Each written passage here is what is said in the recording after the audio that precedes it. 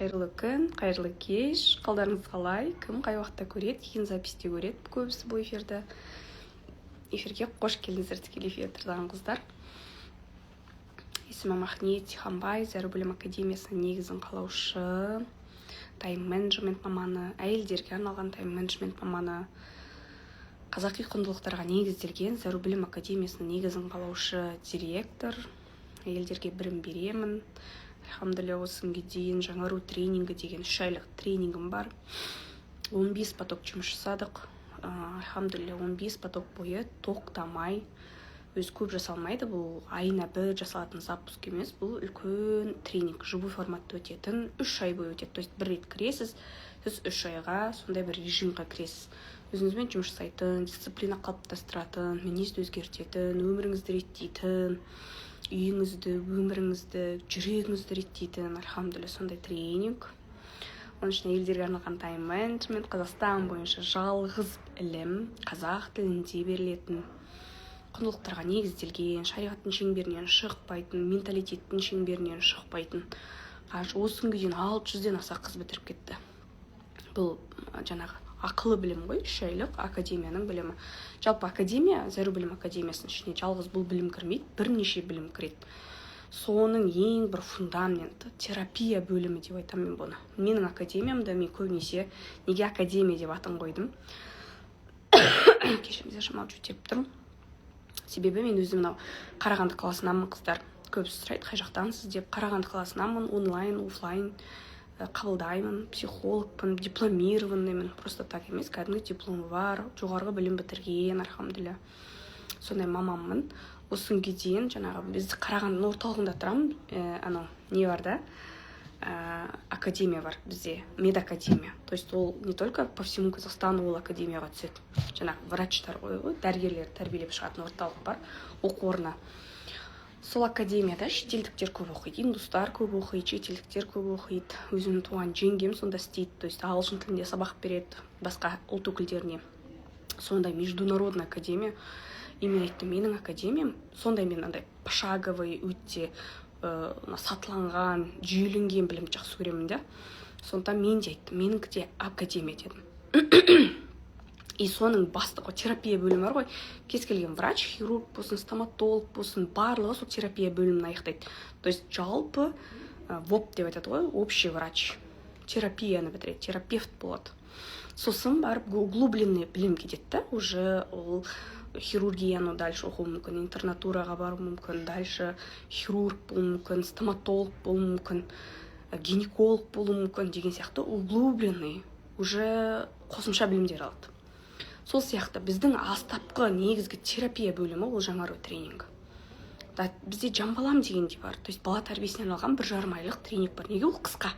Себебі жаңару тренингінен бітіріп кеткен қыздарға, базасы бар қыздарға, уже өзімен жұмыс жасаған қыздарға жамбалам күшті қонады. Өйткені ол мінезін өзгертті, 3 ай бойы өзімен жұмыс жасады. Ол дальше углубленный білім алды, алхамдулилля. Қайырлы күн, Сәния, бүгін ерекше эфир болады. Сәлемет Ахмет ханым деді ағырке. Сәлем, қайырлы күн баршаңызға дейді. Сәния, запрос жіберіңіз. Бүгінгі эфир жайдан-жай эфир емес. Я не вышла туда поболтать так бойынша. Маған қазір Сәния деген қыз қосылады. Осы жаңару тренингінің 15-ші поток түлегі куратормен пакеттен қатысқан. Өзінің жылы лебізімен бөлсем. Сәния, қабылдап жүрейін.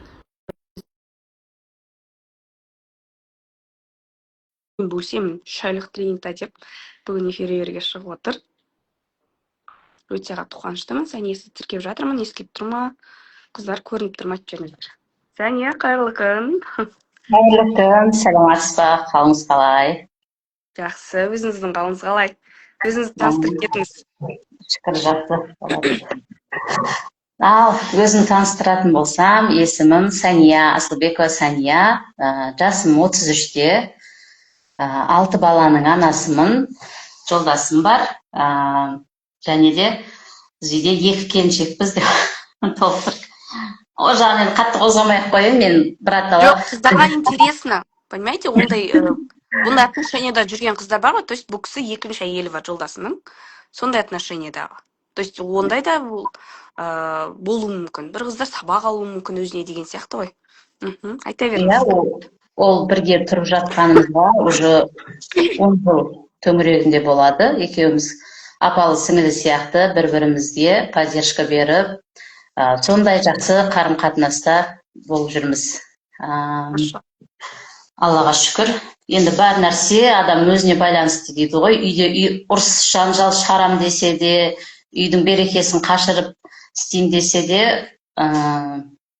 адамға байланысты. Енді соны қабылдап, үйдің тыныштығын сақтап жүруге, одан кейін ары қарай енді сондай шешім қабылдады екен деп қолдап кетіп, менің сол енді 15 жасынан тұрмысқа шыққаннан кейін жолдасымның сөзін екетпей сөйтіп жүрген болатын енді сол шығар енді. Сол себеп шығар. Вообще, миыма сыймайды менің. Жақсы, айта беріңіз, егер қыздардың андай бір жерлері нетеді біз қызғаныш деген. Иә, әркімде әртүрлі болады, иә, өзінде болмаса да соны басқаша қабылдайтын адамдар болады, біреулер дұрыс қабылдайды дегендей ғой енді. Енді жалпы жаңару тренингі жайында айтсам, біз бизнес істеттік, екеулеп жүріп, сонымен үйде отырдым, енді 6-шы балам босанғаннан кейін үйде отырайын дедім. Осынша 8 жылдай үйде отырмастан балдар өздеріне қарап, өздері өсті. Шыны керек, тамақтарын дайындап кетем, өздері жейді, өздері тұрады, өздері сөйтеді. Біз азанда кетеміз, кешке бірақ келеміз. Жолдасым да, мен де, Динара да, бағана екінші әйелі күйеуімнің. Сонымен осы 6-шы баламда менде сондай осознанность келді. 33 жасқа келгеннен кейін ба, или сондай келді. 6-шы балам босанған кезде мен бала шағама деген бір тәрбие, мен не тәрбие беріп жатырмын. Әкесі бересің, үйге келесің, бересің ғой, енді айтасың, бірақ күнделікті үйде болмағаннан кейін дұрыс тәрбие болып жатқан жоқ сияқты болып өзіме көрінді, өзім тарапынан. Бірақ әкесі жағынан ол постоянно өзі тәрбиесі, өзінің ақылын айтып отырады ол. Ол көп ізденеді, көп оқитын адам да. Ол мен де қалыспай, мен де оқиын, жолдасым да оқып жатыр деп. Осы жаңару тренингінің несіне Инстаграм арқылы түсіп қалды. Мен ары қарай қалай тәрбие беремін? Уже балам мысалы ең үлкені 9-шы класс, қазір жасы 16-та. Ол әні-міні дегенде үйленеді, келін әкеледі, мен келінге қалай тәрбие беремін деп соған. Үйдің тірлігі, үйде болсаң да, үйдің тірлігі кішкентай баламен, 6-шы балам босанғаннан кейін сәл босаңқып, емізем, ұйықтаймын, қатты ұйқыға жерік болып, екіқабат кезде сол ұйқы босанғаннан кейін де қайтпады. Сонымен сөйтіп, сон алайын деп жолдасыма айттым, сразу келісті. Одан кейін сіздер тарапынан да бөліп төлеу несі болды, вообще менің өзіме қазіргі сол кезде қатты керек болып алдық. Енді бұрынғы состояние, енді барлық әйел салақ емес, ол сіз өзіңіз айтқандай, мен де салақ емеспін, бірақ система керек болды деп айтасыз ғой, система сол керек. Қазіргі шын айтсам, уже 3 айдан асып кетті, сол оқып бітіріп неғып қойғаннан кейін. Үйде бізде, менде андай жоқ енді, әр суббота, воскресенье біз уборка полный азынан кешке шейін давай жасайық, ана жерін жасайық деген ол жоқ, уже алынып тастады. Ол нәрсе бізде алынып тастады. Одан кейін тұрақты кәдімгі қазір жасап тастайсың, 15 минутта жасаймын, уақыт қоямын, кәдімгі күнделікке, мен алдыға постоянно кухняда жанында өзім полкам бар, авалам күнделікке жазамын, жоспарын қолны жазамыз. Сөйтем де оны белгілеп тестеп, ең менде не нәрсе оқысам да, или бір пайдалансам да жазбайтын едім. Но Аллаға шүкір жазу қазір менде қалыптасты. Одан кейін өзіме әсер бергені, сол барлығын өзіме әсер беріп жатыр ғой. Қазір. Мен жазуда жазған кезде ше, прям менде кете береді жазып. Былай прямой отношение бит айтқан кезде сөзін толықтырып жеткізе алмай қалады екенсің да. Саспаңыз, ал саспаңыз, как есть. Вообще, иә сол сіз сияқты қарапайым қыздар бұнда отырған. Мен ешқандай алдын ала сіз дайындаған жоқпын, мынандай сұраққа жауап бересің деп. Ішіңізден қалай шығады? И маған интересно бұндай отзыв алу ше. И представляете, бір тренинг, бір эксперт, бір куратор, результат разный. разный Соған болады. таң қаламын мен өзім. Әлі таң қаламын. Өз тренингіме өзім таң қаламын. Одан кейін үйдің уақытты тайм менеджмент дегеннен кейін уақытты қалай басқару керек, бекерден бекер уақытты өткізбеу үшін сол үйренді. Мысалы телефонды даже уақытқа қойып қойдым, аса қатты көп қарай бермеймін, өзіме керекті нәрселер. Енді өзім қазір түсіріп жатырмын, мынау блог ашып, фудблог жүргізуге. Әлі мен парақша ашып бәрін дайындап жазып қойдым блокнотқа. Енді оған видео дайындаймыз. Менің қызым өзі. Қыздарға түсінікті болу үшін бүйтіп айтайық. Сіз помните, Астанада болдық қой, мен Астанаға кешке барғанда, сіз маған келдіңіз. Артынан жаңағы күшті бір кешке бардық өзіміз, жаңа отырып, сол кезде бір отзывыңызды айттыңыз. Мен дедіңіз, жаңағы енді бәрі қайда кеттің деді ғой, 5 бала туып жүрген кезде сен қайда болдың деп. Сол предыстория керек болып тұр да маған, қыздарға түсінікті болу үшін. Сіз профессионалды поварсыз. Мен білемін. То есть профессионалды повар, бірақ үйімде меню жоқ дедіңіз өзіңіз. Ол меню жоқ. Вот ең бірінші несі, өзім повар болсам да, сол сөзімді ұмытып қалғанмын, қарасаңшы. Өзімнің повар болсам да, 6-8 жыл стажым бар повар, шеф-повар да болдым, меню да создавать еттім, правильный питание да бердім, правильный питание менюн да білем, калория санап да білемін да. И сол нәрсені мен өзіме қолданбағанмын. Ол мақсаттар жазған кезде, ақпаратқа жазған кезде ол шықты да менде ше. И сонымен оны меню уже тұрақталды бізде. Мысалы, четверг күні қараймыз. Четверг күні қараймыз, барлық продуктылар бар ма, соға дейін жазып қоямын. Кейін четверг күні дополнительный продукты қосамыз. Ол уже бізде қалыпты жағдай істеліп жатыр менде. Уже ол параққа қарап емес, уже автоматом кетіп жатыр менімен. Сіз ана екінші әйелге де тәрбиелеп жатқан сияқтысыз ғой.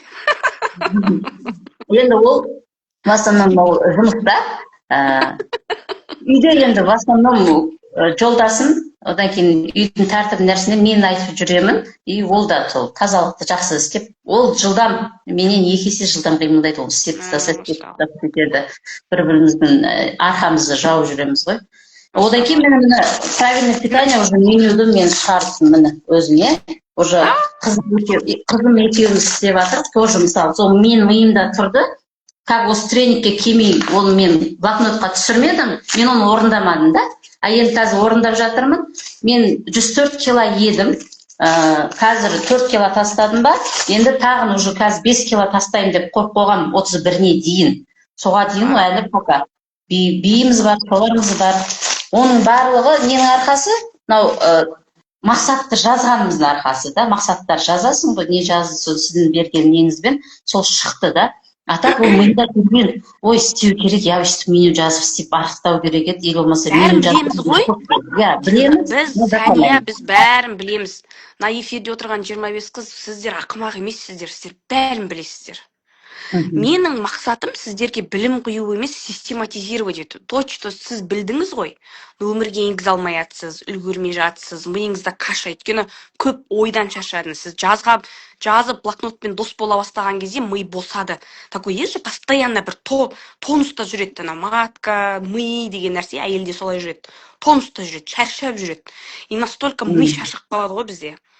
Уже сенде дальше мотивация жоқ ананы істеуге, өмірге бейімдеуге. Мысалы, оның бәрін 8 жылдық опыт, мен бұл кісіге повар болуды үйреткен жоқпын, меню құруды үйреткен жоқпын, правильный питаниені. Мен айттым, сен білесің. Сен шешеңнен алғаның бар, сен профессионалдық алған білімің бар, енеңнен үйренгенің бар. Просто соны мен жүйелеуге көмектесем. Көтеннен пинок, короче говоря. Сосын енді қарашы, маған мынандай нәрсе болды. Жарайды, меню жағынан разбирать етсем, мен сізді чуть бағыттап отырмын да, чтобы мынау қыздарға түсінікті болу үшін. Енді сіздер айттыңыздар, жаңа екінші әйел екеуіңіз, жолдасыңыз ашпа десейді, қайда болдыңыз? Жаңа сұрақ қой. Сіз сонда 5 бала туып тастап, оларды үйге өздерін жалғыз қалдырып, сырттан жауып кетіп, сіз қайда болдыңыз? Вот сол мынау қателік. қателіктің сол система, сол жерде не система жоқ, не жүйе жоқ, не құндылық жоқ, ақшаны сонда кеттіңіз, минуспен қайттыңыз еще. Вот сол туралы айтып берсеңіз, сол кездесуде айттыңыз ғой сіз күштілеп. Иә, ол бизнес аштық, цех қылып аштық па, күні түні пекарлар келмей қалса өзің түсе саласың, үйге уже қарау жоқ, бала шаға өздері жинап өздері жүреді, ол бәрі баланың тірлігі, шала демекші. Үйге сол ақшаны жолдасым басында айтты, керек емес, пекар мынау нелеріңді цехтарын жүргізе беріңдер деді. Жоқ дедік та, біз Динара екеуміз кафені аштық. Айына 1,5 миллиондық кафені аштық. Ол кезде бізде не тұрақты цель жоқ, или болмаса жазып алатын, бізде финансовый грамотность жоқ бізде. Мысалы да, сол күнделікті расход есептеуін білесің, жазасың, бір күн жазасың, анау маған сылтау қылады, мына Динара мен сылтау қыламын, сонымен сөйтіп жүріп 2 айдың ішінде біз минусқа кіріп кеттік, 7 миллионға кіріп кеттік. Сонымен сатайық, сонымен қайттан оны өткізіп, пекарныйға өттік та, сол пекарныйды сәл көтеріп, Динара, мен үйде болдым уже. Клиенттердің заказдарын қабылдап, үйде тек қана баламен ем үзілі болғаннан кейін. И сол нені 6,5 миллионға сатып, бүкіл қарыздың бәрін жауып, енді минус деп айтпаймын, но бүкіл қарыздан жауып шықтық та, сразу дер кезінде қазіргі таңда. Мысалы, ең ауыр болып тұрған, сол жұмыс болып тұр ғой, пекардың жұмысы өте ауыр, именно выпечки. Бірақ саудасы ол күнде болады тұрақты да, бірақ жұмысы өте, еңбек өте ауыр жұмыс. И май сасисың, үйге келесің, май сасиды, Динара сасиды, мен сасиды, жолдасым уже өйтеді, май сасып кеттіңдер, үйтіп кеттіңдер, бүйтіп кеттіңдер деген сияқты болады. Бәрі уже кухняда істеген екен, ол уже өз-өзін ұстап қоятын. Иә, үйде пісірмейсің. Сояқтағын дайын алып келесің, үйде ыстық тамақ қана пісіресің, болды. Андай выпечке. Ал қазір мен үйде сол жүріп, мен балдарға меню құрғаннан кейін әр кешке тәтті нәрсе қоям, істеймін. Бауырсақты ыстықтай, свежий қылып, әр четверг или жұма істеп берем. Мысалы, солай істеймін да. Алдыңғысында енді күнде выпечке жібергеннен кейін мен уже өзім не қылғаннан кейін балдарға сояқтан алып келе саламын выпечке, енді свежий алып келесің ғой. Но үйде тұрақты қылып, свежий қылып, арнайы бүйтіп дайындау деген жоқ. Мен бизнес сатып, енді жақсы, өзі несімен өзі жауып кетті ғой. Одан кейін, енді тағы не айтсам болады? Енді когда тренингқа дейінгі состояниеңізді бір описать етіңізші, қыздар өзін көрсін. Мысалы, қандай болып келдіңіз? Вроде басында проблема жоқ. Екінші әйелді принимать еткен, қызғаныш өз-өзін күйдіріп келген жоқ бұл кісі. Көп қыздар, 15-ші потокта көп қыздарда измена деген тақырып көп болды, екінші әйел көп болды. Бірақ екінші әйелдердің ішінде ең бақыттысы Сәния болды. Мен таңғалам, ол менен жоғары пик дәрежедегі кісі да, мен вообще бұл кісінің. И Сәнияда ол жүрекпен проблема болған жоқ, бірақ отношениеда шамалы көңіл толмаустық болды, иә? Қалай өзгерді? Наоборот, мен тарапынан, мысалы, жолдасым отношениесі бәрі жақсы, а мен тарапынан мен өзім наоборот алшақтап, солай баламды сылтаулатып, жерге жатып алып, анау енді кровать бойын құлап түседі деп, қазір емізіп сондай қылып жүрдім ғой. Бөлек ұйықтап жүрдіңіз. Иә, бөлек жатып та, енді қазір біз таңда квартирада тұрамыз, мысалы әлі өз үйіміз алған жоқ, бірақ квартирада тұрсақ та, негізі бұрыннан ол ой бар, квартирада тұрсақ та, ол өз үйіміз екенін қабылдап деп жүру. Бірақ бәр нәрсені менің андай нәрсем, пысық күнде істей береді деген бар дедіңіз, одан кейін бар, кейінге қалдыра беретін бар дедіңіз ғой, мен сол кейінге қалдыратыннан едім негізі. Ертең істей салам, қоя тұрайын, қазір істеп болдым ғой. Основной сол үйді тез жинап тастау, одан кейін тамақ істеу, посуданы жуып тастау болды.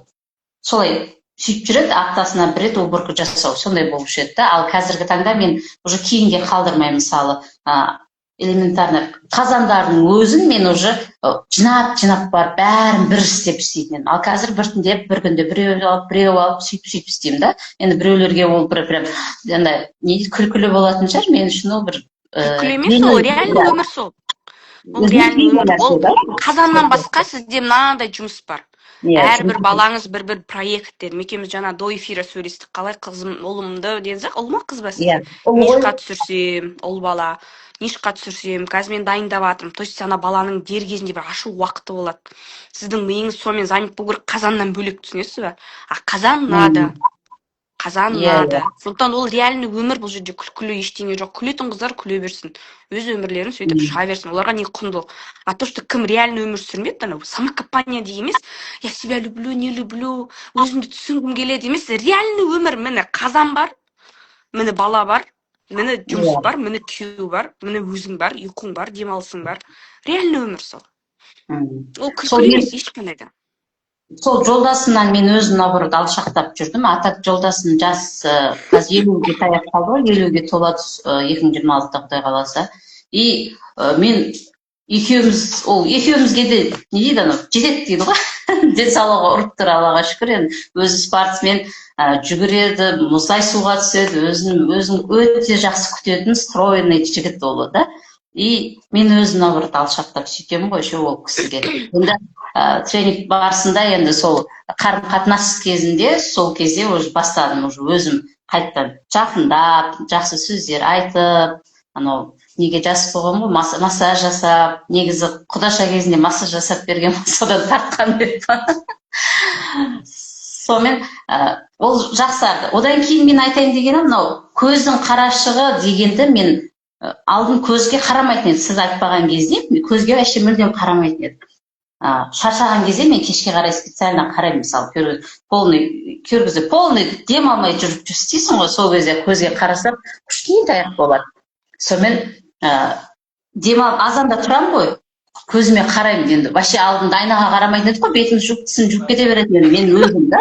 Ал қазір бетін жуамын, уходымды жасаймын, одан кейін барып айнаға қарап, мен бүгін көзім қалай жақсы, ұйқым қанды ма түнімен деп қарасам, көзімді болып тұрады. Күшті ұйқым қаныпты ғой деймін ғой. Мен уже қанша ұйықтағаным емес, әшейін көздің қарашығынан қарап, мен демалғанымды сөйтіп қазір біліп жатыр. Менің ойым солай. Даже құлпынай болған кезде де мен көрейінші деймін ғой ше. Сөйтіп бір күн құлпынай болған кезде, уже сразу қосылға барған кезде, айнаға қарасам, көздің қарашығы одан да үлкен. Мен бірінші рет оны көрдім да, сол кезде көрдім да. Ол да пайдасы тиеді екен ғой деп. Сонымен сол көздің қарашығы деген нәрсе менің прям жақсы неме алды да. Миым жақсы қабылдады, күшті қабылдады. Қазір бәрін бала шағамда көздерін қараштап қарап жүремін. Жолдасыма да. Вот қарашыққа қарау деген нәрсе, анау дәл қазір здесь и сейчас дейді ғой орыстар. Дәл қазіргі моментпен балаңызды біз иногда на автомате жей тамағыңды, иә, үйте бер, бүйте бер. Бір көзге көз қарап сөйлеспейді екенбіз иногда. Осознанно. Күйеудің де көзіне қарап сөйлемейді екенбіз, баламыздың да көзіне қарап сөйлемейді екенбіз. А көз көп нәрсені айтады. Көз ерін күле беру мүмкін, насильно, өтірік көріну мүмкін, маска болу мүмкін, көзде ешқашан болмайды. Көз деген нағыз реальный өмірін көрсетеді. Сен состояниеңді описывать ететін көз ғой.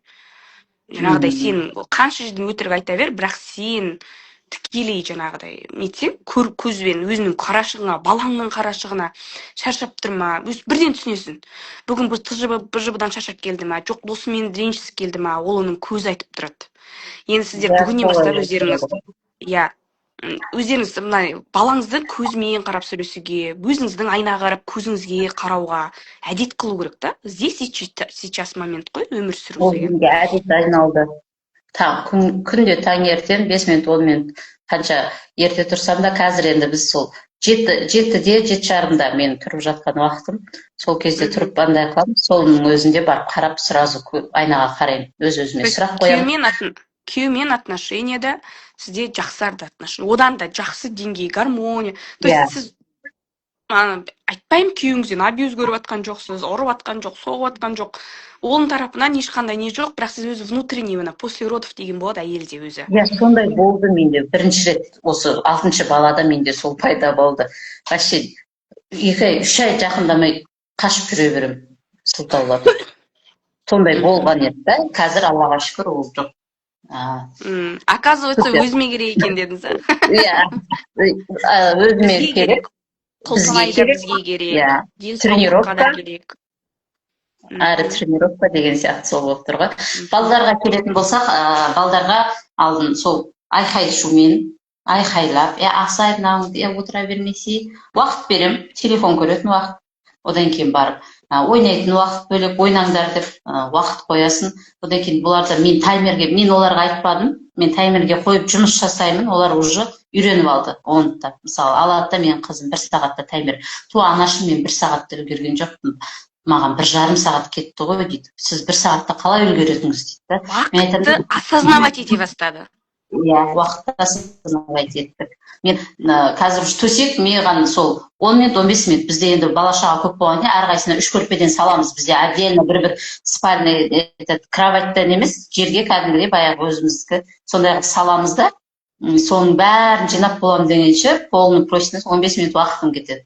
Мысалы да, аласың патырлатып жинап тастайсың. Алдын ойла, ана төсекті жинау керек, қазір анау завтрак беріп болу керек. Миыңда ол тұрады, саған ауыртпашылық болып тұрады екен да. Ал уже сен білесің, оны 10-15 минутта жинап тастайсың. Уже сен миың босайды екен да. Сонда бас ауру деген жиіленеді да. Менде бас ауырып тұратын еді, ал қазір бас ауру деген мүлдем болмайды. Енді мынау арасында тіскасын несін бұзылып қойған кезде болып қалмаса, атак бас аурудың несі жеңден маған сол жағынан тағы бір әсер еткені. Өте көп айтады осы бас ауруым, қазір мен қолды жейін, бас ауруы кетті деген отзывты көп айтады қыздар.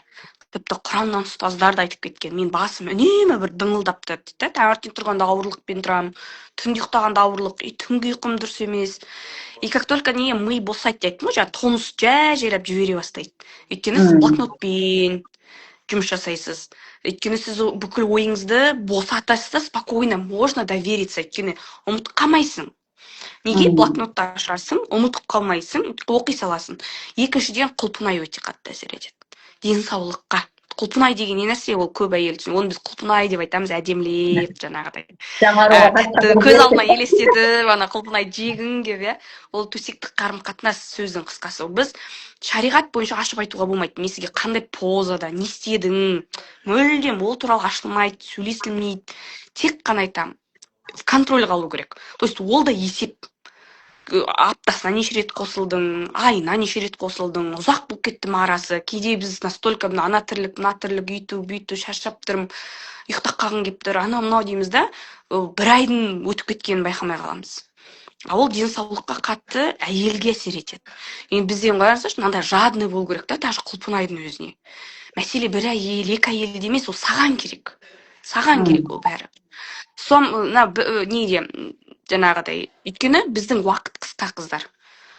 Жаңағы құлпынай алатын өмірде, ләззаттанатын расымен керек. Жаңағы адал жолмен, некемен, ол бізде азақ уақыт. Өйткені не үшін? Бізде климакс деген келеді. Біз соған дайындаламыз. Сен когда обидамен уақыт өткізіп, ұйықтаумен, шаршап уақыт өткізіп, ұйықтамай уақыт өткізіп жүрген кезде, уақытымыз кейінге қала береді, кетеді, и при этом бас ауруы болады, өте қатты. Қатты басыңыз ауырса, негізі құлпынай жеу керек. Примерно. Жақсы. Балаларыңыздың тәрбиесінде көре бастадыңыз. Жаңа қызыңыз өзіңізбен бірге питанияға отыра бастады, уақытты түсіне бастады. Тағы қандай өзгерістер бар балаларыңыздан? Қалай көресіз? Балаларымнан андай ғой. Мынау қалай айтсам екен? 6 балаңыз бар ғой? 6 балам бар. 6 түрлі демекші. 6 бала. Одан кейін не? Уақыт, мынау ұйықтау уақыты бар ғой? Режим, общий. Соны сұрағым келіп тұрған. Төстегі балаға режим қалыптасты ма? Үлкен 9 оқитын балаға режим қалыптасты ма? Сол режимдер қалыптасып, телефон сразу сағат 9-да уже тапсырылады, әкесіне беріледі, бәрі жинап аламыз, сонымен уже төсектерін салып жатып ұйықтайды. Енді бізде 10-да жатады ғой, 10-нан аса жатады. Өйткені балдардың бәрі сағат 8-ден аса үйге келеді, барлығын тамақ ішіп, сөйтіп болам деген сол 10-дардан аса жатамыз, сол уақытқа тұрлаймыз. Ал тренингқа дейін ондай болмап па еді система? 12 тренингқа дейін, сол 12-ге дейін кергізіп біз жатып қалсақ, балдар жаймен алып, телефондар шұқылап жатады, солар болушы. Иә, ал қазір уже олар да үйренді да, что бұл тұрып қайттан телефон шұқылап или өтірік ұйықтап қалып ондай нәрсесі жоқ болып солай қалыптасты балдарға. Ең күшті результат. Мен сізге жаңағы арманыңыз болып тұр ғой, менің де балам, ұлым үкілеп отырсы ғой енді қазір нешқа түсіп кетсе деп, енді Алла әумин қабыл етсін.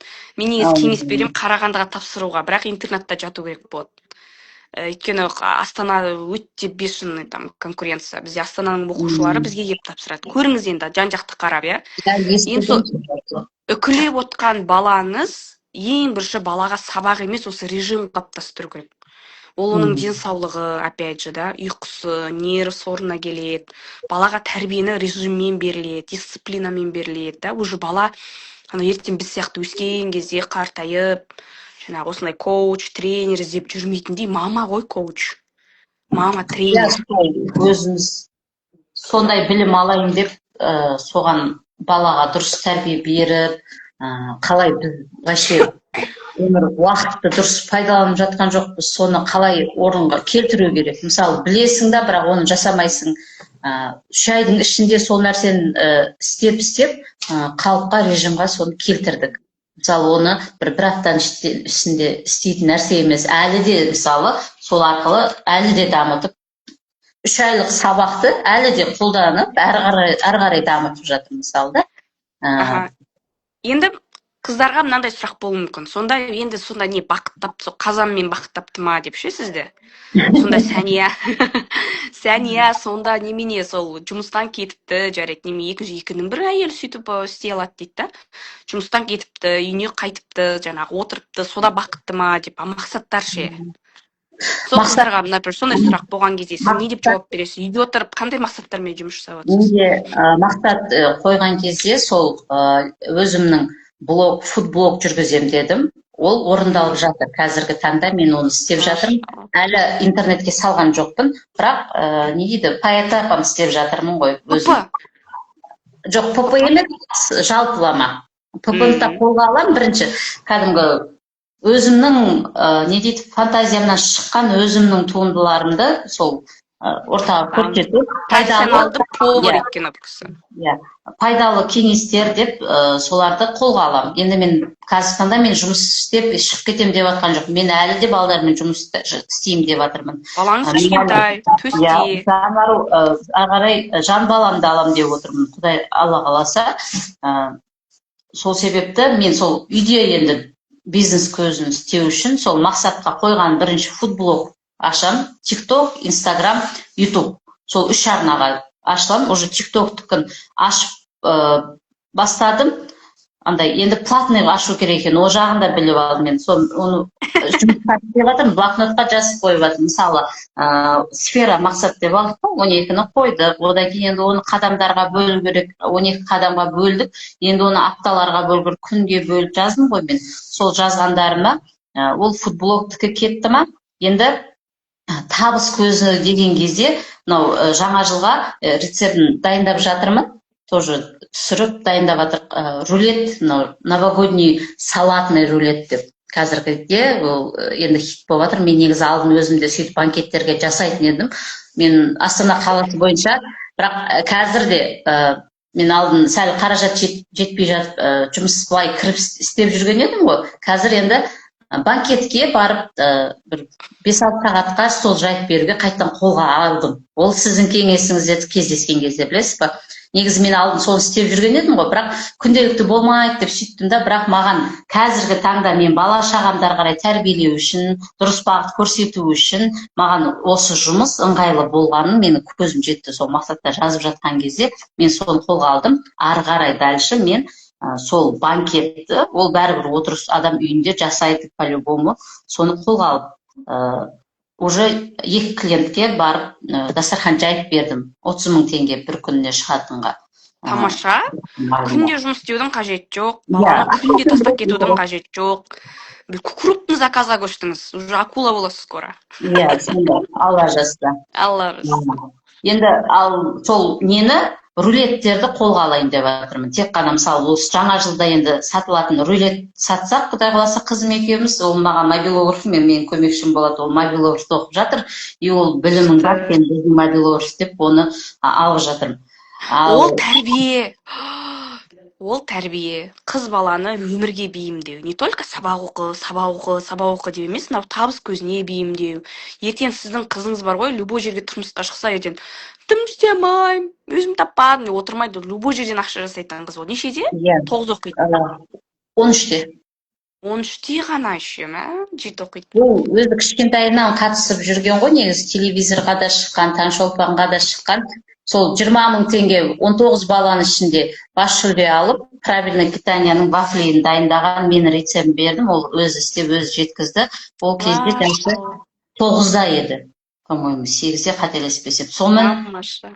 20 000 теңге ұтып алды, и содан кейін бұның мынау кондитер неге шабыты ашылды.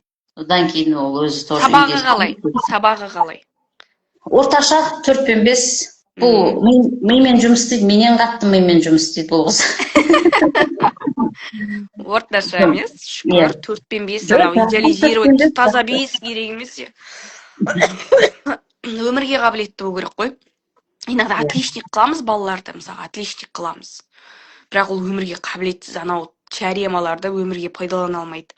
Одан да өмірге бейімді қылу керек. Отличниктан гөрі өмірге бейімді. Ол ертең басына небір сынақ түскен кезде да шығатын қыз болады да. Шешем бүйтіп айтатын еді, мынаны шешем бүйтіп үйретіп еді. Анау сіз анау цехтан тапқан артықты даже миллион тапсаңыз да анау того не стоит даже. Бала шағаны сыртынан жауып кетіп, енді осы күнге дейін бала шағаны сыртынан жауып кетіп. Біз енді қазір нарықтық заман болғаннан кейін неше түрлі обучение бәрі миллион тап, үйт, кухарка жалда, енді сол пропаганданың жертвасымыз ғой біз. И жас қыздарымыз, мынау кейінгі қыздар вообще кухняда болғысы келмейді, отырғысы келмейді, осознавать етпейді. Мәселе бұл еще біз жертва ретінде қараймыз, әйел адам үйде тұрып қалған, бейшара, жауапкершілігі көп. На самом деле атқарып жатқан қызметі өте жоғары. Иә, оны қабылдадық қой, сен менікі не дейді, неғып мен ақ істей беремін, мен ақ ананы істей беремін ба, үйдің тірлігі, менде тем более екіншісі бар болғаннан кейін деп сондай қабылдайды мимен, өзімен өзім бұлқан-талқан болып жүресің да. А кейін ол осознанно, ол уже сен істеу керек екен нәрсеңді осознанно түсінгеннен кейін уже қиын емес, түкте емес болып қалады. Осы үйдің тірлігі бітпейді деген сөз алынды. Кетеді, лексиконнан кетеді. Енді демалыс айтыңызшы, жай сонда тірлігіңізді бітіріп демалып жүрсіз ба? Демалысыңыз бұрын қандай еді? Демалушы ма едіңіз? Енді жоқ, арнайы бүгін мен демалыс күнім деп айтпайды. Мен қазір уже отбасыма айтамын, суббота, мен бүгін демалыс күнім. Мой день. Мен тек қана сендерге. 6 бала болмақ түгіл, күйеу болмақ түгіл, екінші әйел болмақ түгіл, пофиг қазір Динараға, ой, Ксанияға. Менің күнім. Ол менің күнім. Қызым демалады, посуда бүгін істеп жуасын деймін. Жарайды дейді, сонымен ол жуып жинайды. Мен тамақ істеп берем, обедін таңғасын дейді, ары қарай өзім оқимын, одан кейін жазатындарын жазамын. Армандар картасын толтырып қойғам, анау сіз берген, мен мынандай толтырып қойғам, мынандай жазып. Вау, жаным. Балдармен бірге қосып істегенбіз, астына сразу жазып, солардың бәрін толтырып, осындай неге толтырып қойдық тоже. Жаным, сол. Киіп жатыр. Құлпынайды айтып тастады. Аружан Құлпынайды айтып тастады. Бәрін айтып тастады. Не қалып еді сізде? Так, қарым қатынасайық. Енді алдын соңғы апта ене еді. Менің енем өмірден қайтқан. Мен келгенде 75 жаста еді ол енем. Бірақ мен одан алған тәрбием, сабырлығым, барлығы сол кісіден деп ойлаймын. Анам да еді мен сабырлы. Әкем ауру болса да, әлге шейін анам мені сол әкемді алып жүр. Сол анамнан, енемнен алған несіз, өте білімдері де тоже маған үйреткен ақылдары да көп енді енемді. Мен тұрмысқа шыққан кезде шын айтамын, мен ештеңе істей алмайтын. Мен мама тамақ істеткізбеген, бірақ мен кішкентай. 15 жасында тұрмысқа шықтыңыз деп отырсыз? Иә. Мен үйдің кішкентайымын, 3-ші қызымын. Ең кішкентай 3 қызбыз ғой өзі. Сол мен ештеңе істемейтін едім үйде. Сол кезде енем сол жақта, баламыз, әке мынаны бүйтіп істейді деп маған өлшеп салып, бүйтіп салып беріп, солай үйреткен. Сөйтіп қайныларым мазақтап, сол бүйтіп істеп қалса, былай мазақтаған кезде менің қатты нервыма тиді. Мен осыдан көресіңдер, мен күшті істеймін деп, әйтеуір сол үйде жүріп анау мынау тәтті нәрсе істеп кейін поварлыққа қызығып кеткен ғой. Тамаша. Енді сол ене туралы сабақ болды. То есть қыздарға ол қарым қатынастың гармония болу керек қой. Жайды өзіңмен жұмыс жаса, типа там дамып кет, миллиондар тап, күйеуіңді бүйтіп ұстап отыр да, баланы реттеп отыр, но енеңмен бір жерің, бір кем дүние дейді ғой. Енеңмен қарым қатынас толық болмай, реніш болып, бөлек тұрсаң да бір көргің келмей, ол жүректің ауруы ғой. Енеңмен қарым қатынасты жөндемей 100% бақыт келмейді әйелдің өміріне. Ол тіпті күйеуіңізге де 100% бақыт келмейді. Сондықтан бұл тренингке осы 15-ші потоктан қосылған обязательный сабақтың бірі осы енемен қарым қатынас болды. Өйткені мен түсіндім бәрібір. Өйткені кейбір қыздар болады, жаңағы енесімен қарым қатынас жөндеп кетеді, кейбірі өзінің мінезін жөндегенде. Кейбіреулері былай легкий обидамен кетеді бәрібір. Күйеуін жөндейді, баласын жөндейді, мақсатын жөндейді, өзі жөнделеді, үйі жөнделеді, жүрегі жөнделеді, миы жөнделеді. Бәрі жөнделеді, бірақ енемен бір әттең ай деген галочка болады екен да. Енді бұл каждый поток сайын толықтырылатын білім ғой. Сосын сіздерге қосымша бонустар берілді, бонус сабақтар. Содан не алдыңыз, не үйрендіңіз? Бонус сабақ, интим жаттығулары жасалынды, одан кейін барып стилистен сабақтарды алдым. Өзімнің қандай форма пішінде екен, қандай киімдер кию керек екенін өзі сол 3 сабақ болды. Сол 3 сабақтың өзінде қанша үлкен мәлімет алдық. Оның бәрін блокнотқа жазып алғам, бүйтіп не алған кезде алу керек деген нәрселерді біз тренинг бойынша қаржылық сауаттылық айтайын, соны ұмытып кеттім ғой. Жазбайтын едім, кіріс-шығысты, үйдің кіріс-шығысын бәрін жазбайтын едік. Полный не аламыз, соның бәрін жаздық. Полный жазамын, айында шығарам. Бір айда шыққан суммамызды қарап, нан не үшін кетірдік, нан неге кетірдік деп біріншісінде мен тек қана сумманы жазып жүрген едім. Кейін оны кімді, қайсыны неге кеткенін білмейді екенсің да, кейінгісінде уже аттарымен жазатын болдық. Содан кейін уже сол жерде уже көрінеді, уже керек емес нәрселерді анализ шығарады екен. Эконом жасау сол жазғанға байланысты қалыптасады екен. Бірақ енді ақша жинадым деп айтты. Өйткені ақша сондай сәт болып қалды ғой, енді ақша жиналатындай емес. Қазір қыстың күні біздің отбасыға сол шүкір енді. Енді бірақ система бар, ол именно үйдің кіріс-шығысын есептеу керек екенін оқыдым да мен оны. Оны да біліп жүресің, бірақ істемейтін еді, соны істедік. Бүйтіп қарайсаң, біліп жүрген нәрсең бәрін істемейсің, бірақ сабақты оқығалы бері соны істеп әрекет жасадық, қолмен көріп, өзіміз көзбен істедік, қолмен істедік. Көзбен көрдік, қолмен істедік деген ғой. Тамаша, рахмет сізге. Өте қатты қуаныштымын, Сәния. Сіз куратормен пакетпен қатыстыңыз. Мен Аяужан ханым болды. Куратор туралы айтып жіберейін. Куратормен алсаң, андай болады екен да, уже куратор сені қадағалап тұрады біріншіден. Одан кейін анализ жазып тұрады, анализдің қайсысы дұрыс емес екенін тоже айтып тұрады. WhatsApp-та ол сіздің берген разборыңыз, ол жерден аласың, өзіңе керегін, по-любому қанша разбор берсеңіз де өзіңнен соны тұрлап аласың. Ол күшті. Ал өзіңдікін оқыған, ол басқаша болады. Уже өзіңдікін тұрлайды, өзіңдікін тұрлайды, мына жағында бүйтіңіз, өзіңізге ең бірінші айнадан бастаңыз деп қайта маған айнаны айтып сөйтіп кіргізді мен миыма. Әйтпесе мен айнаға қарадым, бүгін қарай алмай қалдым деген нәрселер көп болды ғой мен басында. Сөйтіп Аяужан ханым айтатын еді.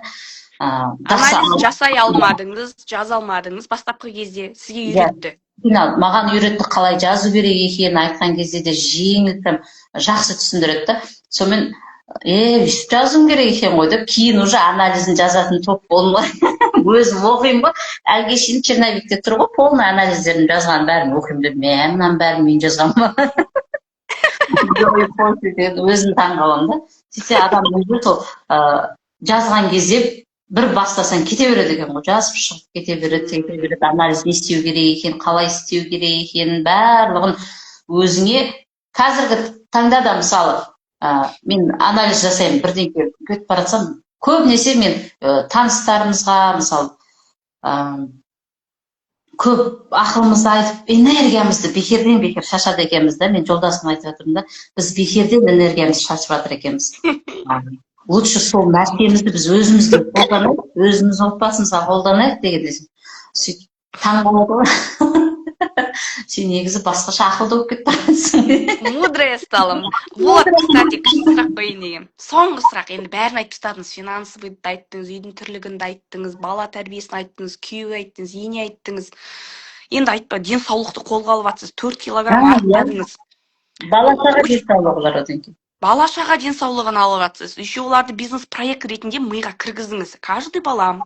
Сізде осознанность до жаңару тренингіне екінің бір әйел келмейді маған.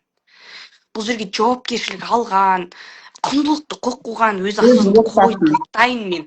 Мен үйге қайтайын, қойна балаларым не болып жатыр деп ойланып, бірақ неден бастарын білмей, система іздеп, білім іздеп жүрген қыздар келеді. То есть өте осознанный аудитория келеді маған. ГИФ-қа қатысу үшін, бір нәрсе ұтып алу үшін тренингқа келмейді. То есть мен ондайды изначально мен жоқ деймін, мен әйтпесе предлагать етеді, көп қыз давай, көп продажа болу үшін машина ойнады. Не үшін деймін да? Не үшін? То есть адамның ниеті өзгеріп кетеді. Даже мен айтамын, күйеуің үшін келме бұл жерге. Өзің үшін кел. Лучше балаң үшін кел. Вот осы екі нәрсе үшін ол бір, а күйеу деген ол қосымша результат ала береді. Бәрін айттыңыз, енді бір соңғы сұраққа жауап беріңіз, екі сұрақ қоямын. Біреуі, сіз енді айтып отырсыз, жолдасымнан рұқсат сұрап барып келдіңіз. Көп қыз айтпай келеді, біреу айтып келеді. Енді мен айтамын, өздерің шешіңдер деймін да. Оны дойды. Независимо. А енді сіз ақша таппай отқаннан кейін айтып келдіңіз. Еще жасырмайды сияқтысыз енді жолдасыңызға көп нәрсе. Енді самый главный, күйеуіңіз результат ала алды ма? Ақтадың, өзгердің деп, көздің, күйеудің көзқарасы сізге деген. Ол жаңа оқудың бір айлық несінің өзінде айтып жүрді ғой. Қанша өзгерістер болып жатқандарын, жолдасым 100% уже прям ол қуанды, даже мен өйстіп оқу алып жатқаным, сенің өте білімді болып жатқаның маған плюс деп, енді білімім жоқ демейсің ғой, енді ары қарай дамытып жатқанымыз дегенім ғой, енді ол әсері тиді ол адамға да. Одан кейін мысалы менің андайым бар еді да, тырысып қала салатын, сәл не то бір сөз айтып қалса, соны жібермей ұстап тырысып қала салатын едім да. Сол тырысып қалуымды жібердің деп айтты. Мен өзім қатты байқаған жоқпын, бірақ жолдасым оны айтты. Сол тырысқаныңды жібердің ғой дейді. Орынсыз ренжи беруді, внутренне көңіл толмайды ғой, өз-өзіңізге көңіліңіз толмайды. Бәрібір отношенияға көңіл толмайды. Көңіл толмайды деп айтайын десең, Құдайдан қорқасың. Бір артық сөйлеуге қорқасың, бірақ түсінбейсің, әйтеуір ішінде бір нәрсе жетіспейді. Сол пустота толды да сізде. Еще больше легкостьпен қарауға тырыстыңыз. Мінезіңіз өзгерді дегенмен. Енді ол еркек сыншы ғой, еркек деген әйелдің сыншысы, еркек дұрыс айтады негізі көп жағдайда. Просто біз оны тыңдамаймыз, естімейміз. Тем более сіздің күйеуіңіз андай болса, үнемі білім алатын, жасарғысы келетін, өзімен жұмыс жасайтын, денсаулығымен жұмыс жасайтын, сондай бір такой жігіт болса, ер адам, өзінің әйелі де соған теңесу керек. Ол да отырып қалмай, білім алып, өзімен жұмыс жасап, табыс көзіңіз артып жатыр. Қазір уже бір емес бірнеше жаңағыдай үлкен банкеттерге ғана шығатын боласыз. YouTube каналдарды, бірнеше каналды қолға алып жатсыз. Меню придумать етіп жатсыз. То есть сізде творчество ашылды. Как-то ол менюға жұмыс ретінде қарадыңыз ғой. Қазір сізде, мен қазір сырттан сізге ана жасап отырмын да, сіздің айтып отқан сөзін. Сізде больше такой легкость кетті, творчество кетті. Когда творчество, айтады ғой, сіз мені бір рамкаға тығып тастап, сонда дисциплинаға тығып тастаған жерде творчество жоқ қой, творческий беспорядок деген сөз жақсы көреміз да, біз жоқ деймін. Сенде наоборот порядок келген кезде творчествоға жолың ашылады. Ми босайды, бас ауруы қояды,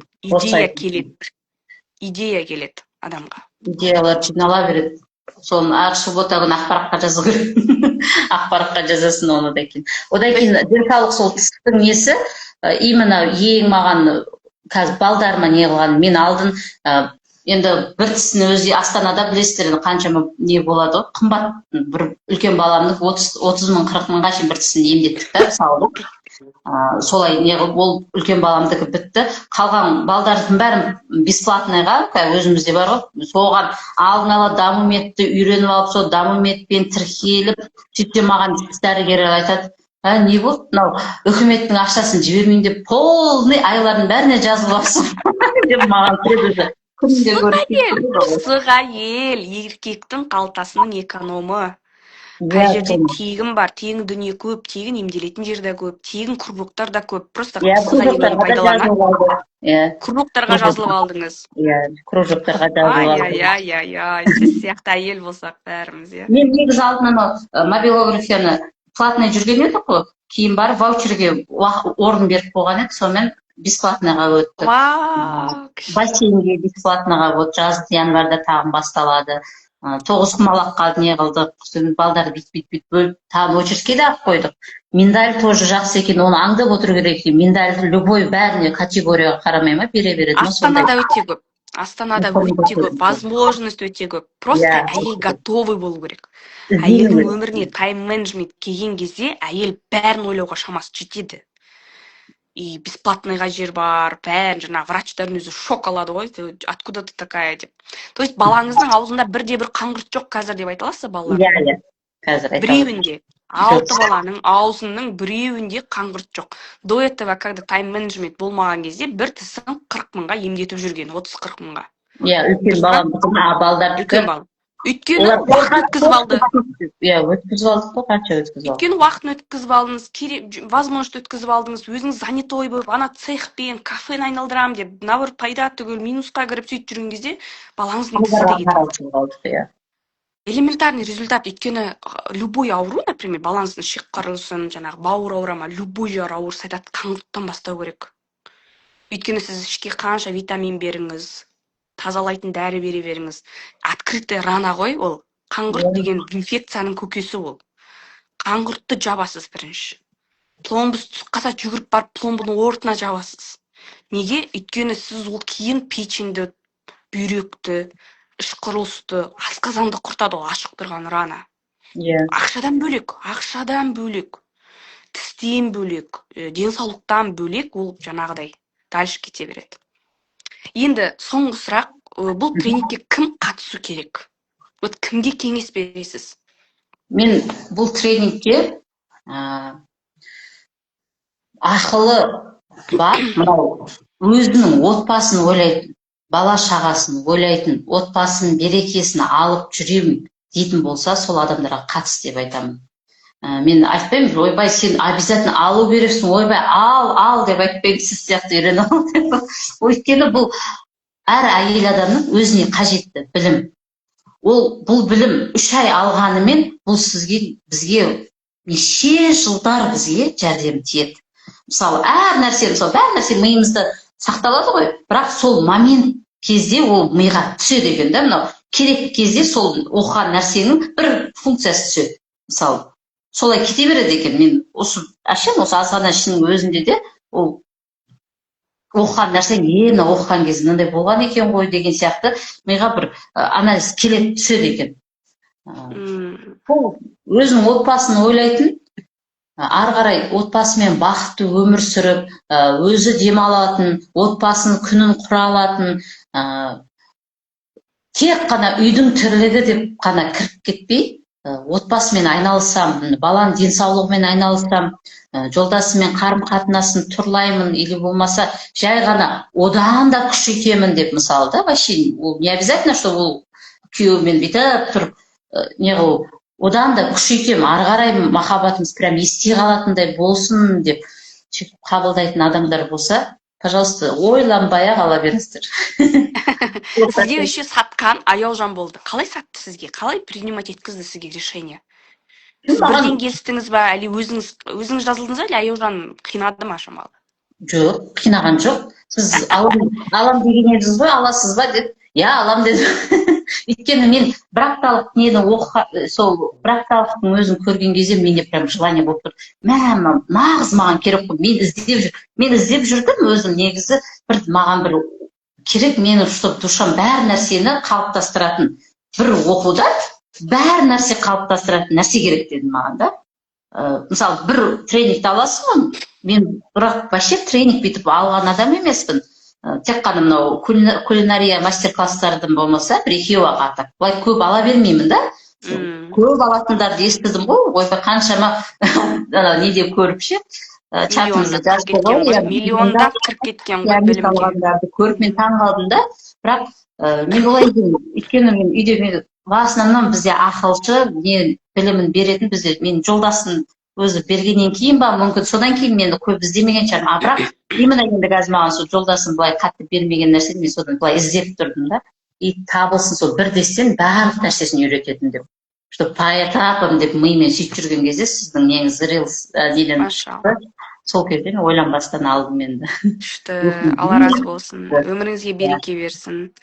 Нағыз жастық шақтың әдемі кезеңіндесіз ғой, кайфовать ететін, женское счастьеден кайфовать ететін, аналық рөлден кайфовать ететін сондай бір күшті кезеңдесіз. Творчествоңыз арта берсін, күшті пайдалы менюлер шығара беріңіз, шығармашылығыңыз табысыңыз көп болсын, шығармашылығыңыз арта берсін. Әрбір балаңыз бір успешный проект болсын, бизнес проекттеріңіз. Әмин. Енді сізге соңғы қыздардың сұрағы, енді бәрі эфирде отыр, мүмкін екінші әйелі бар деген қызығып отқан шығар. Бір сұрақ қойыпты, қызғаныш болмай ма деп бір сұрақ қойыпты. Екеуінің ортаңызда. Сосын салыстырмай ма жолдасыңыз деп. Осы екі сұраққа жауап беріңіз, сосын эфирді аяқтайық. Өзіме де қызық. Өзіме де қызық. Басында болды, өйткені мен өзім 15 жасына келгеннен кейін ол мені ғана жақсы көріп сөйтіп жүргеннен кейін ол басында 1-2 жыл болды. Үстімде сақтап жүрдім, ол солай болып. Ол өтіп кетті, ол қызғаншақ. Даже сол уақытқа шейін бір-бірімізбен бетпе-бет келген адам емеспіз. Өйткені, мысалы, оның минусын көріп қаласың, ол менікін көріп қалады, бірақ бір-бірімізге айтып, или байымызға айтып, бір-бірімізді жамандау деген нәрсе болмады да, сол себепті мен жеңіл қабылдап кеттім да, қызғаншақ. Одан кейін екінші сұрақ қандай еді? Салыстырмай ма дейді, екі әйелін. Жоқ, салыстырмайды ол, бірдестен. Ұрсама екеумізді бірдестен ұрсады, мақтайма екеумізді бірдестен мақтайды. Ол енді тоже қажылыққа барып келген кісі, намаз оқыған, қазір таңда намаз оқымай жатыр. Босап, енді иман жағынан келсек, енді біздің үйде қазір сәл не дейді? Алла бар жүректе, бірақ қатты намаз оқып, былай кірген жоқпыз да, соны енді қалыптастырып, тоже мен иманның несіне кірдім, шүкіршіліктер айтылып жатыр, одан кейін жазатын өзін салауат 100 рет қайталап, сондайлардың бәрін істеп жатырмын. Салыстырмайды, бірдей тең көреді. Алла қаласа осы Рамаданда намаздарыңыз қайткесін деген тілектемін. Иә, сол Алла жазса. Рамаданда. Қойдым ол мақсатқа да ниет деп қойдым тоже сол әмин. Бірақ ораза жыл сайын бәріміз отбасымызбен даже мынау балдарым да ұстайды, қызым да бәрі ниеттен тоже олар да ұстайды. Өте жақсы. Мақтысыз дейді, машалла, ұлпан айтады сізге. Тұрып қалып біз. Жаным. Мотивация бітіп қала ма деп қорқам дейді. Қыздар сізге айтып жатыр, мотивационный бастап алып, көп қыздар қорқыныш қазір келейін десе. Очередной бір курс болады. Очередной ақшам кетіп қалады. Мотивациям жарты жолда бітіп қалады деп. Сол қыздарға не деп айтасыз? Ол қыздарға сол мотивация бітіп қалса, мынау жазған блокнотқа именно жазу керек. Сол блокноттың ішіндегі өзіңіздің жазған анау сабақтың нелерін қараса, қарап оқып, сол арқылы өзін артқа тартып өзін тәрбиелеу керек қой. Бәрібір жауапкершілік өзіңіз алып келіңіз дейді, иә? Жауапкершілік өзіңіз алып келіңіз. Екіншіден, куратордың септігі бар ма? Сынып қалмауға мотивация беріп тұруға. Куратордың ба? Я, септігі болады. Куратордың септігі көмегі де тиеді. Шықпай қалсаң, жазбай қалсаң өзіңе жазып ары қарай. Іздейді. Тақта жүрсіз деп. Кекеге хабарласып, уже любой сұрақ қойсаң, сұрағыңа жауап аласың. Самый главный сұрақ қоя беру керек, соған жауап алып, сонымен де анализ жасай бересің. Тамаша, күшті. Мына жерде Алтынай деген кісі айтыпты, отзыв деп көремін деп отырып, өзіме пайдалып алдым. Бүкіл сөзді өзіңнен өткізеді екенсің дейді. Алла разы болсын сізге. Көрдіңіз, ниетіңізді Динара емес, бұл кісінің аты Сәния. Сәнияда 6 бала бар. Ең керемет алған қызымыз дейді. Аяужанның. Динарада неше бала бар дейді, екінші әйелде. О да 86 жылғы ол қазір таңда көтерген жоқ әлі. Қанша еңбегі болмады. Бірақ мен 5-ші қызымды таңдана деген қазір жасы 5-ке, кішкентай 5 айлығынан бердім. Соның қызы болып кеткен. 3 балам оны мама дейді. Болды, эфирді аяқтаймыз. Болды. Осымен солай. эфирді ойбай, Аллах тағала бар ғой, сіздің жүрегіңізді ашып қойған ғой. Жәннаттық әйелдерден болыңыз. Сіз бар ғой, Хадижа анамыздың көршісі болыңыз, Айша анамыздың көршісі болыңыз. Фирдаус жәннаттан орын алыңыз. Тек құлшылығыңызға қайтып келіңіз, иншалла. Сол кезінде болған лайықты болыңыз, иманыңызбен жұмыс жасаңыз, бірінші сол ғой. Иә, сол иманды күшейтуіміз керек болып тұр бізге, сол Тренингте сол иман жағы да бар дейсіз ғой, иманның әлсіздігі үшін десе иманның көтеріледі. әлсіздігін көтеруге. Мен көбісі барлығы иманға келген қыздардың тренингтің өзінде де барлығы білімді, барлығы өзінің ақылдарын жазады, соның өзінде жақсы нәтижелер аласың. Машалла, Аллахума барик дейді, уафикум, қалай еді, Аллахума барик деп жатыр сізге. Вафикум барак Аллах. Жаным, машалла дейді, давайте пока. Всем рахмет, сәне, Алла разы болсын. Алға, Құдай қаласа, әлем танитындай бүкіл Қазақстанға аша беріңіз. Бұл ең, тоқтатпаңыз. Кім не десе де бұл білімді тоқтатпаңыз. Ары қарай өзіңіз осы ниетіңізбен ашқансыз, барлық әйелдердің өзгертемін, ажырасу санын тоқтатамын деп, сол ниетіңізге жете беріңіз. Ең төмен ажырасуда, ең төмен деп Әмин, Қазақстан вообще соңғы орында болсын деңіз. Иә, соңғы орында. Жақсы, рахмет. Жақсы сау болыңыз, пока. Айба, не деген отзыв болды. Қыздар, сіздер түгіл өзімнің миымда жарылыс болды ғой. Сіздер түгіл өзімнің тренингіме өзім қатысқым келетін тренинг болды, отзыв болды. Алла разы болсын, қыздар, эфирдің соңына шейін отқан қыздар, Алла разы болсын. Записьте көретін қыздар, сіздерге де сәлем. Тренингке тіркеліңіздер. Қаңтардың 2 күні бастаймыз. 24 айға рассрочка 31 желтоқсан соңғы күн бітеді. 24 айға көп бере бермейді маған өзі негізі рассрочканы, өйткені бірақ осы жолы беріпті. Енді ол ИП ғой, ИП-ның жұмысы қалай жүргеніне, продажаның қалай болғанына байланысты береді бұл нәрсені. Осы жолы беріп тұр, сондықтан мүмкіндікті пайдаланып алыңыздар, жіберіп алмаңыздар. Самган оформить етсе болды, қазір бір тиын ақшаңыз жоқ болса да, кейін табысқа шығасыз, айтып тұрмын ғой сізге. Мақсатыңызбен жұмыс жасайсыз, үйде отырып ақ табысқа шығатын система болады сізде. Сол кезде разом жауып тастайсыз, сол 24 айға шейін 2 жылға созып жүрмейсіз. Патолог болды Ахниет ханым дейді. Рахмет, Алла разы болсын, Анар тәте. Сол, Алла разы болсын, баршаңыз эфирде соңына шейін отырғандарыңызға. Тіпті мен қыздарға айтамын, когда сіздер отзыв бересіздер, менікі лишь бы на отзывты сіздерге беріп, тренинг сату емес даже. Ниетті мен солай қоямын да, енді любой нәрсеге. Оларға о қызға да айтамын мен. Эфирге шығасыздар ма? Пайдалы болам деп шығыңыздаршы. Сәнеға да жаңа да эфирдің алдында да айттым, мен арнайы сұрақ берген жоқпын, наған жауап бересің деп. У нас шынайы әңгіме болады екеуміз, сөйлесеміз, сырласамыз, сол қыздар эфир тыңдайды. Сосын тыңдаған кезде өзіне пайдалы кететін эфир болсын. Максимум беріңіздер деп айтамын да. 2-ге бөлуге болады, 3-ге бөлуге емес, 2-ге бөлуге берем. То есть мен қазір бірінші рет көріп отырмын, мен дейді арай. Өте қатты қуаныштымын. Заряд алдым, өзімді айнадан көргендей болды, екінші әйел туралы дейді. Алла разы болсын. Сіздің мейірімнің өзі қандай керемет дейді. Алла разы болсын сіздерге, жаным. Аллах мені сіздер ойлағандан да жақсы етсін. Күнәмді жапсырып қойсын Аллах тағала. 2-ге бөлуге болады.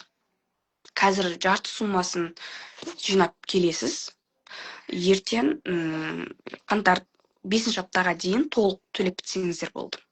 Анар тәте келіңіз бұл тренингқа. Келіңіз, Анар тәте уже давно меня смотрит. Тренингқа келіңізші, вот честно. И у вас инкрузовта да кетеді күшті результат. Қанша дейді?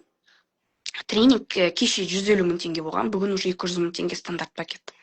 Стандарт пакет 200 000 теңге, куратормен 280 000 теңге. Лучше 80 000 теңге доплатить, и лучше куратормен алу керек. Өйткені сізге бұл Сәнияның отзывы куратормен болған отзыв. Өйткені эфирден куратор деген разница қандай? VIP, куратор, стандарт 3 түрлі пакет бар. VIP пакет ол менімен жұмыс жасайсыз. Мен сізбен жеке жұмыс жасаймын, группада жұмыс жасаймын. Күнде отчет жазасыз, мен эфирге шығамын да, сіздің отчетты оқимын. Так, Динара, сізде мындай деп жазыпсыз. А неге бұлай деп ойлайсыз? Бұлай боласыз, мына жағдайда бүйтіп істейсіз. деген сияқты сізге разбор жасай отырып өзіңізді реально коуч ретінде тәрбиелеп шығамын мен өз-өзіңізге. Алла қаласа, Алланың көмегімен, жәрдемімен. VIP пакетті басқа қыздар тыңдайды разборды. Оларға кері байланыс бермеймін, тек VIP-тарға беремін. 3 ай бойы сол VIP-ті аламын, сол VIP-тарды жетелеймін соңына шейін. 3 ай бойы. Сосын ол қыздардың бірге кіреміз, ситуациясына күні қалай өткеніне кіреміз, не жағдай болып отыр, соның бәрін контент үшін VIP-тардан болады. Дальше соны куратормен пакетпен, стандарт пакет екеуі де тыңдайды. Куратор пакетте 280 мың деймін. Куратор пакетте, стандарт пакетте оны тыңдайды. Бірақ стандарт пакетте кері байланыс бермейді ешкім. Олар өздеріне жауапкершілік алып келу керек олар. Өздері көреді, өздері жазады, жазбаса еще штраф, быттарын шығарып, тренингті шығарып жібереміз. Содан қорқыныш ұстап жүреді бастапқы кезде стандарт қыздарды. Потом ашылып кетеді. Но жауапкершілікпен келеді, өте күшті. Стандартта да результат бар, жоқ емес. Но күшті результат VIP-та, конечно, одан кейін кураторда. Өйткені куратор не істейді, сізді ұйықтатады. Кешке қарай ұйықтаңыз, сотканың бәрін тастаңыз, режим қалыптастырыңыз, балаларыңызды ұйықтатыңыз, үйтіңіз, бүйтіңіз. Отчет жіберіңіз, ұйықтаңыз. Таңертең тұрғызады, қайырлы таң, тұрдық па, сабақ қарадыңыз, тапсырманы орындаймыз. Сосын сізде сұрақ болады, жеке де сөйлесесіз, өздеріңіздің арнайы куратормен чаттарыңыз болады. Куратормен пакет ең құнды пакет. 24/5 кері байланыс. 5 деп айтамын, өйткені сенбі, жексенбі кураторларда демалады. Сіз де қалай демаласыз, мен қалай демаламын. Ол бөлмеймін мен ақша табу жолында, мен де сенбі, жексенбі ұйықтаймын. Кешке қарай тоже ұйықтаймын. Менің кураторларым да өзімнің системамды өткен қыздар ғой. Олар да ақшаға беріліп кеткен қыздар емес. Олар да өзінің системасын сақтайды. Жұмыс па жұмыс деп қарайды. Сенбі, жексенбі олар да демалады. Сіз де демаласыз. Қалған 5 күнде кері байланыс береді. Сіз сообщение жазасыз, қай кезде қолы бос жауап береді.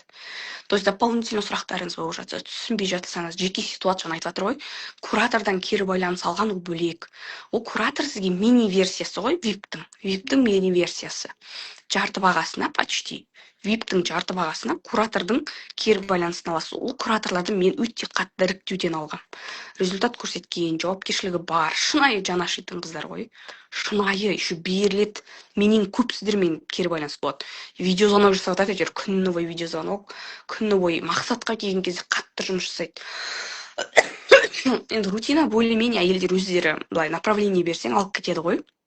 Ешкім салақ қойып келіп жатқан жоқ қой бұл тренингқа. И так істеп жүрген ісіміз просто система берем. Ал енді тура мақсатқа келген кезде негізі куратор қажет.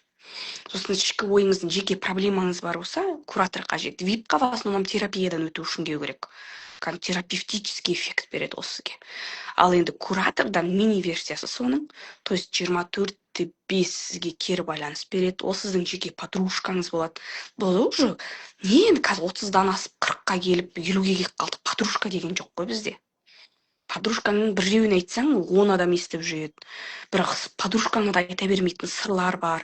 Өйткені бет пердесін ашқың келмейді, күйеуің жамандағың келмейді, лишний раз. Отбасын жамандағың келмейді, балаңның қателігін жасырамыз. Не то, что подружкадан, там туысқандардан жасырамыз. Проблемамызды баламызбен айтқымыз келмейді, өйткені ол процесте ғой тәрбиеленіп жатыр. Ал туысқандардың алдында сондай впечатление қалып қояды. Подружкаңыздың алдында сондай впечатление қалып қояды. Сондықтан бөліскіңіз келмейді кейде. Сол кезде сізге куратор 24/5 подружкаңыз болады. Бәрін айта бересіз. Куратор оның үшін мен кейбір сырларым болады, маған айтпайды даже қыздар. Екеуінің ортасында сыр болады. Сосын бір өздері әлі келмейтін кездер болады, қатты бір қиын ситуация болатса, сол кезде маған шығады. Мына кісіге мынандай көмек керек. Не істесем болады, қалай жауап берсем болады деген сияқты. Кураторлардың артында мен бармын, қыздар. Каждый куратордың артында мен бармын. То есть кураторды қандай жауапкершілікпен VIP-қа келгіңіз келеді, бірақ ала алмаймын, ақшам жетпейді десеңіздер, как минимум куратормен келіңіздер. Сол эфир осымен қорытындылаймын. Тағы қандай сұрақтарыңыз бар? 3 түрлі пакет бар. VIP пакет 500 мың теңге, куратормен пакет 200 мың теңге, стандарт 280 мың теңге куратор, стандарт пакет 200 мың теңге. Просто стандарт пен кураторның арасында разница 80 мың теңге ғана. Лучше переплатить ол 80 мың теңгені. Сосын 3 ай бойы күшті результатқа жұмыс жасау керек та. Бұл очередной бір курсыңыз болып қалмайды, мен сізге соны уәде беремін, иншалла. Ниетіңізді дұрыстап келіңіз. пихать етіп сату жоқ менде роб жоқ. Роб деген оны инфобизнесті білетіндер бар. Отдел продаж. То есть отырып алып звондап сатып, қазір бүкіл жерден звонок келіп жатыр ғой. Бәрі курс сатады, звондайды, сіз до конца решения. Ешкімді қинамайды бұл жерде. Келесің ба? Пожалуйста, кел. Келмейсің ба? Бар, пожалуйста, чаттан шығып кет. Бар, басқа біреуді тыңда, өз-өзіңмен жүр. Біз ешкімді қинап өзгерте алмаймыз. Мен соны түсіндім осы 7 жылда. Мен ешкімге қинап өмірін өзгертіп бере алмаймын. Мен Алла емеспін. Мен бір нәрсені білем, менде білім бар. Алла мені просто жақсы жолға пайдалан деген дұғам ғой, бұл маған жауап берген.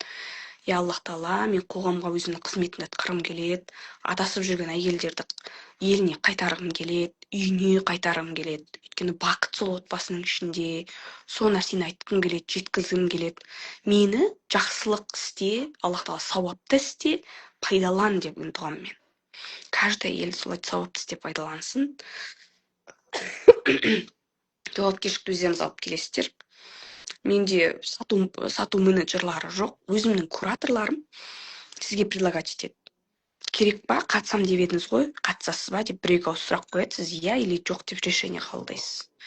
И сондай қыздарды неге мен айтамын, 99.9% результатпен шығарады. Өйткені бұл жерде пихать етіп сату деген жоқ, эмоциямен сатуды жек көремін.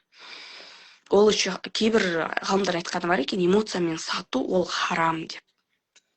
Эмоциямен сізге пихать етеді, сатады, потом осознает, деп оказывается, оған ол керек жоқ екен. Значит, ол не деген сөз? Значит, ол деген сөз дұрыс емес деген сөз. Сондықтан мен эмоциямен келмесең до конца бара алмайсың. Ойлан, мен не үшін тегін апта беремін? Не үшін әлі сізге уақыт беріп жатырмын? Не үшін әлі запускқа дейін әлі шамалы уақыт бар, әлі ойланыңыз, келіңіз. Сіз деп жүрген білім бұл деп айтам. Ары қарай решениені сіздер қабылдап келесіздер, келіңіздер, өкінбейсіздер. Вот то, что бір нәрсе бар, сіздер осы білімге алғаннан очередной бір курс болып, жаңағыдай кейін қалып қойып, істемей қалатын курс емес бұл. Бұл курс емес жалпы. Бұл тренинг. Курс деген не ол? Специально платформаға алады, сабақты түсіреді, сосын көрсең көр, көрмесең көр, қой. Сосын платформада доступ навсегда деп беріп қояды. Всегда деген сөз сатып аласыз сіз. Почему сіз эмоциональный покупка болады? Өйткені ойлайсыз, білімді қазір навсегда сатып алсам, әйтеуір бір қараймын деп. Оллахи, білляхи, сіз қарамайсыз оны. Неше осы күнге дейін кіріп кеттіңіз қарызға, сондай білімдерді аламын деп. Әні қараймын, міні қараймын деп. Мен сізге айтамын, келесің ба? Дәл қазір жұмыс жасаймын деп келесіз. Доступ неше ай бересің деген сұрақ қоймаңыздаршы. Сен келесің, бірге бір жұмыс жасайсың. Таңертең сабақ, түсте тапсырма, кешкі отчет. Таңертең сабақ, түсте тапсырма орындайсың, кешкі отчет жазасың. Осындай режиммен 3 ай бойы жұмыс жасайсыз. Сен өзгермегенде кім өзгереді сонда? Еще көтенен пинок болса, морковка в зад болса. Я істемеймін десең істетсе саған. Кураторлар звондап іздесе, қайдасың, не істеп жатсың, неге жазбай жатсың? Не жағдай болып жатыр сізде? Сосын мотивацияны уақытында берсе. То есть, когда надо пряники, когда надо кнут берсе. Кнут деген не? Ұрып отырса көтеннен. Сонда сіз істейсіз. То есть, сізде бұл жерде результат шығармауға шанс жоқ. Ой, бір қатты жөтел болып. Жөтелім кетпей қойды. Тегін аптаны өткізгеннен кейін бір кейде болады эмоциональный выгорание, либо көз бе деп ойлаймын өзім. Тазалануға жүремін аураны бәрін. Но дегенмен шамалы денсаулық сыр беріп қалады. Болады сондай бір моменттер. Сондықтан енді қолға алып өз-өзіме жұмыс жасап жатырмын. Менде осы январьдың 2-сіне шейін жазылуым керек. Сосын ары қарай бастаймыз бізде. Сол қыздар, соңына шейін отырсыздар ғой, әлі эфирден шықпай. Сау болыңыздар. Принимайте решение. Жекемізге жазыңыз. Алла разы болсын. Алла шипасын берсін дейді Ұлпан. Әмин. Ұлпан, сіз тіркелдіңіз осы потокқа. По-моему, иә? Қазір Бақытжан келеді маған. Неше күн оның баласы да ауырып жатыр тоже. Я дұрыс айтасыз дейді. Так. Бақытжан бүгін маған келеді. Сол кезде списокті точно жазам. Пока менде Ұлпан деген қыз стандарт пакетпен тіркелдіңіз. Сіз ба сол Ұлпан? Тілмен көзден сақтасын дағарке ханым дейді. Әмин, тіркелдім дейді бәсе. Ұлпан стандартта бар, по-моему, блокнотында бар сіз. үлкен ауқымды жұмыс, 3 айлық дейді, тренинг дейді, иә. Стандарт пакетпен алдым, иә. Бәсе барсыз. Өте қатты қуаныштымын, ұлпан. Короче, дерзайте, күшті результат шығарыңыздар. Дұрыс айтасыз. Все, давайте. Всем пока, сау болыңыздар.